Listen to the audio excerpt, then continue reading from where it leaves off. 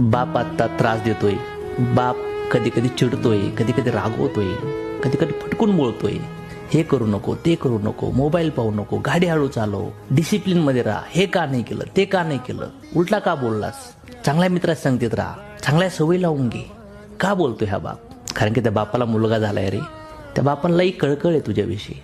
हा बापाच्या विरोधात गेला, बापाचा संघर्ष, बापाचा पेन जर नाही सहन केला तर येणाऱ्या काळात जेव्हा तू बाप होशील ना, त्यावेळेस बाप आठवायला चालू होईल. आत्ता बापाचा राग नको येऊन देऊ. ऐक बापाच. बाप म्हणतो त्या वाटेने चल, कारण की त्यांनी फाटके कपडे घातले, ते उपाशी झोपलाय, त्याने रक्ताचं पाणी केले, त्याने डिओ परफ्यूम नाही मारला, त्याच्या अंगाच्या घामाचा वास आलाय. का? माझ्या पोराच्या आयुष्यासाठी. ज्या दिवशी बाप निघून जाईल ना, त्या दिवशी अधिकाराने कोणीच नाही ओरडणार तुझ्यावर. ह्या जगात भगवंतानंतर जर सगळ्यात जास्त दया माया कुणाला जर असेल ना, ती म्हणजे तुझ्या आईला आणि बाप.